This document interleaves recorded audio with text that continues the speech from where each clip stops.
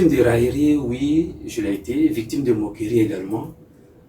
Parce que déjà à mon adolescence, quand j'abandonne l'école pour le métier, on trouve ça choquant.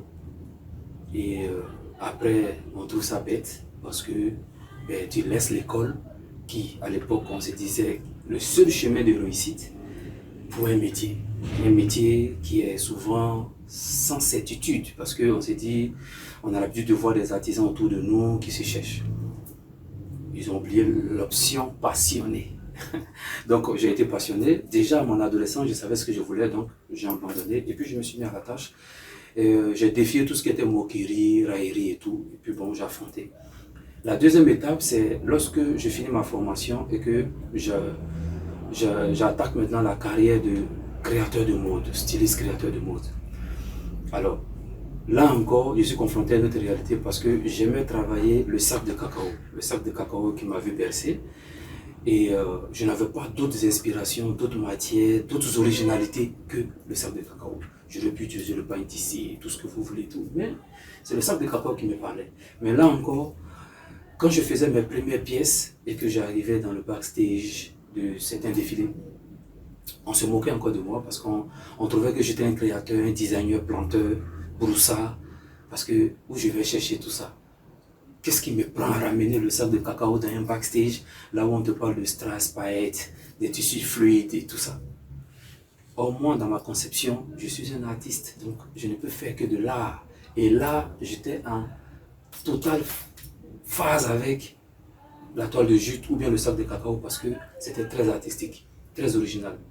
Et à l'époque, c'était brut. Donc je prenais, je ne les traitais pas forcément. Je les mettais carrément en pièces et tout. Donc quelquefois, il y avait des fortes odeurs. Ça faisait éteigner quelquefois. J'en connais des mannequins qui en ont payé des frais. Mais voilà, donc on m'attaquait de partout. Mais vers la fin, j'ai commencé à être complexé. J'ai commencé à être victime finalement de cela. Ils ont commencé à avoir raison de moi. À travers leur moquerie parce que je commençais à être complexé. Quand j'arrive, j'avais honte d'ouvrir ma valise. Ou bien quand j'arrive dans un backstage, je regarde l'endroit qui n'est pas trop fréquenté. Je fonce avec ma valise, je regroupe mes mannequins autour de moi et puis bon voilà, on ouvre, je veux pas que les gens voient. Quand on m'annonce, je finis mon défilé, je rentre chez moi. Voilà, parce que je voulais juste m'exprimer. Et j'avais finalement honte que mes collègues, les organisateurs de spectacles, les hôtesses, même quelques mannequins qui n'avaient pas défilé pour moi, je ne voulais pas qu'ils découvrent mes tenues parce que j'étais complexé finalement. Et petit à petit, des gens commençaient à m'apprécier. Après un défilé, on vient, on dit, mais il y a un gars qui est passé avec une tenue, donc, ah, il est déjà parti. Ah bon, oui. On me cherchait un peu sur la toile, on me retrouve, on me félicite, on me rend visite.